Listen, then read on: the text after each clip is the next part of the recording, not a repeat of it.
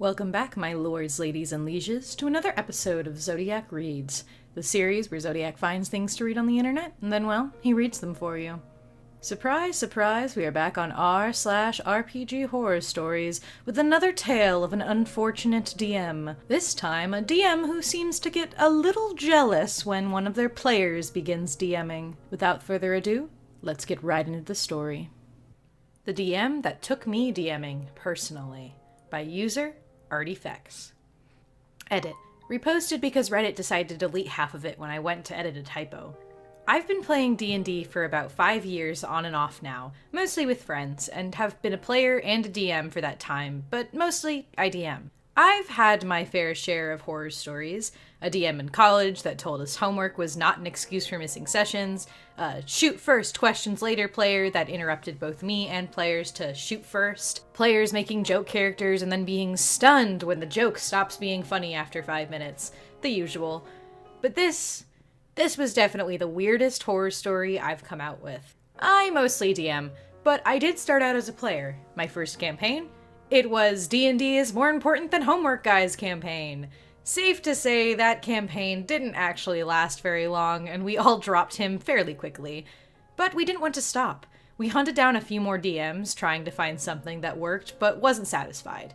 That's when one of the people of the group, who we'll call Mike, decided, hey, why couldn't they give it a shot?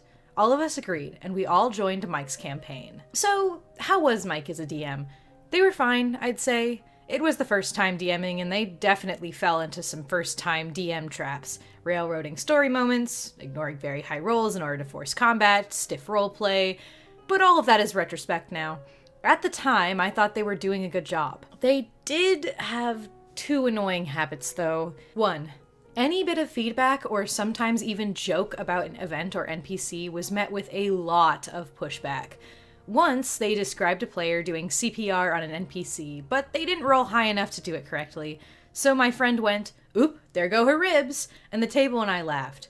Mike proceeded to pinch the bridge of their nose with a really distressed look on their face. We asked what was wrong, and they scream, "I'm a shitty DM!" 2. They really wanted to play exactly like how Critical Role played. This was 2016, 2017, so Critical Role was still in its first campaign and not nearly the juggernaut it is now, but still pretty popular. Some stuff was minor, like using "how do you want to do this" at the end of fights, which, love you Matt Mercer, but did you have to coin such a common sentence as the catchphrase? But others were a lot more major, like forcing my friend to be a gunslinger and then trying very hard to turn him into literal Percy. But, largely, the game was fine. I was a bit disappointed it didn't have a big story, but it was fun enough. Eventually, I decided, hey, I'd like to give DMing a shot. I asked Mike if I could try it out at their table, since, at the time, I was a college student in a very small dorm. They said sure. I told everyone that I wasn't sure if this campaign would continue, but I wanted to try one session, and they all agreed. The session went well, and I decided to have a full campaign. Mike and I agreed to an alternating schedule, their campaign 1 week, mine the next. This seemed fine for a while. The first red flag was getting a new player for each campaign. Something to note, I used miniatures, Mike did not. I used miniatures because I thought it would be fun to go ahead and buy a couple, which has since grown into a hoarding painting obsession. Please save me, I have a 3D printer now, there's plastic and resin everywhere to use. I brought my minis with me for a session and put them on the table. The new player went, "Whoa, you have minis?" And Mike said, "Yeah, I don't use them because I have priorities." The table kinda giggled. I made some jokes about my own priorities and we moved on. But the passive aggression of their tone stuck with me. Then they began to backseat DM. I would tell a player, roll a perception check, and they'd go, "Actually, I do an investigation. Roll intelligence instead of wisdom." But the most annoying thing they would do at this stage is, and I swear to God it's true, they would actually interrupt me to explain how Matt Mercer does something. I'd be discussing an effect, and they'd go, "Matt Mercer does it like this." Or I'd be thinking about changing a rule and, "Try it this way. That's what Matt Mercer does." Just all the time. "Matthew Mercer does it like this." Look. I love Matt Mercer. Dude seems great. I'm a huge fan of Critical Role, but I wasn't then because I could not stand the damn thing. With the way they just constantly shoved it in my face. I couldn't bring myself to watch it out of sheer annoyance. It's a shame, really. Critical Role is good. Eventually, I messaged them and asked them to stop. They said, okay, I will, which is a perfectly appropriate response, and I thought that was the end of it. But 5 minutes later, they sent a message that said, I'm so sorry, I know I'm awful, and I had to calm them down and say it's no big deal, just don't keep doing it. Then we went into the next stage. Remember how I said I was disappointed with their game's lack of story? Well, I made mine have lots of story.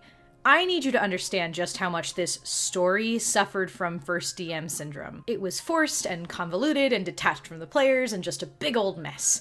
I don't want to sound like I'm self-deprecating too hard here. I do love writing and have gotten a few short things published. I'm just saying that writing those stories and homebrewing a D&D game are different worlds, and I had yet to learn that. Didn't matter though, because whenever a story beat happened, they would exclaim, "Why can't I do something like this?" When a person would bring up a plot point in the group chat to speculate, they would go, "It's so cool, I'm not talented enough for this," and each time we would be like, "Hey, you can do it if you want, give it a shot." And they wouldn't. They would just go, "This is good and I am bad." After a while of that, Mike started to get rude. I ran a fight that admittedly didn't go well due to my inexperience at the time. Later though, when the thing they found in the fight came up, Mike says, "No offense, but I hated that fight." Later, the characters did hardcore drugs. Rock on! And I had them roll a con check to see if they passed out. Mike rolled their eyes and went, "Name, have you ever done drugs?" It should also be noted that in their campaign, they started to treat me differently. My character was called stupid often. I was made fun of by them. My character's in-game love interest sold his soul, and my character offered to trade hers for it, to which the soul-stealing god said, "Are you stupid?" Looked at my love interest and went, "She's so stupid," very often having NPCs just say to me, "You're stupid." On its own, maybe that's not a huge thing, but combined with everything else, it started to add up. It accumulated in one thing, though. Tensions had risen pretty high at this point. Everyone could see how Mike was acting during my games and how they treated me during Mike's games. In my games, Mike would often claim that I had skipped them in combat. This, in fairness, probably did happen. I have ADHD and, well, combat's complicated. Even when I think I'm keeping track, I will sometimes skip people. It just happens. Then when they claim this, I would just have them roll then. But one day they said, "You skipped me," and I realized we were very close to their turn again. I apologized and said this time we'll just go back around and they can go on their turn and roll extra damage or something. They got tense and said flatly, "Okay," and the whole room went quiet. Everyone stared at them. I began to speak and they said, "I mean, it doesn't make sense, but you're the DM." I snapped a little bit, I'll admit, threw down my pencil and my notebook and said, "Fine. Go." They rolled a hit and missed, then said, "Guess it was a big deal for nothing."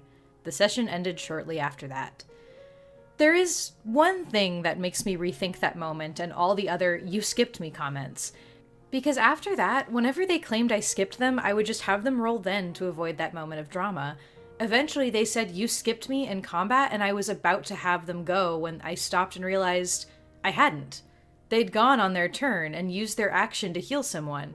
I reminded them of that, and the others at the table nodded. And then they went quiet before going, "Oh, right, I remember." They never claimed I skipped them again. Tensions didn't stop rising, and eventually the game just fell apart. Between this and another disrespectful player, shoot first, ask questions later guy, the atmosphere around the table just became pure tension, and I called it off. I do have some good memories of that campaign, but it was a huge mess.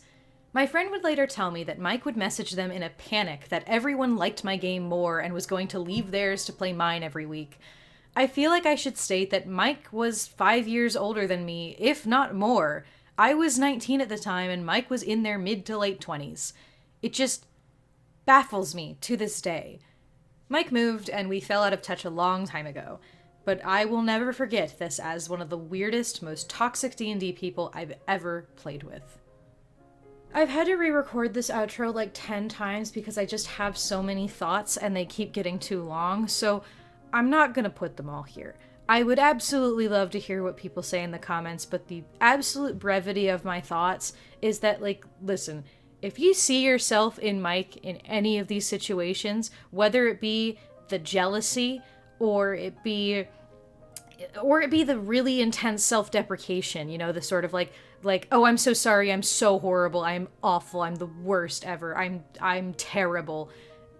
Whatever those things are, please be aware of them and try to, if you see yourself in Mike in that case, be aware of that and find some ways to deal with that.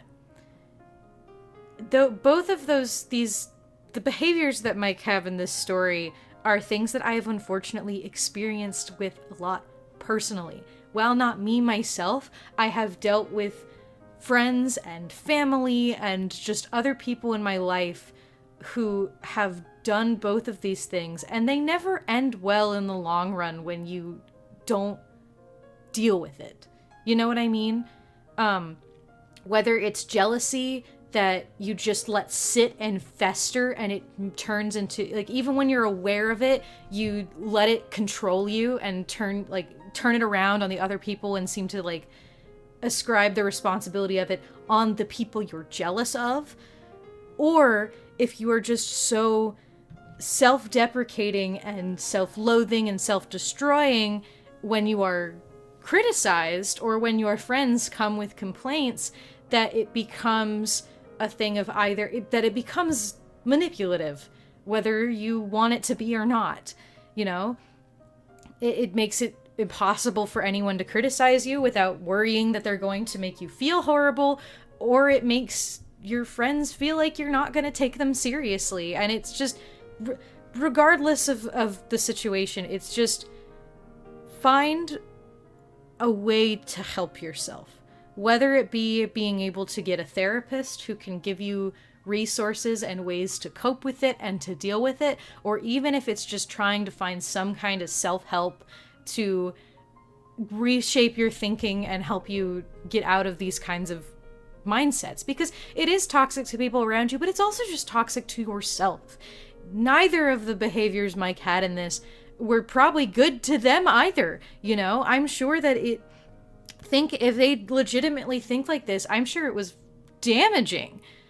But that was not anyone in this story's fault for that. I would doubt that OP was out there bragging about his D&D game or their D&D game about how great it was and rubbing it in Mike's face. It doesn't really sound like that was happening. So that's just where I'll leave my thoughts before I get into another tangent that I have to re-record.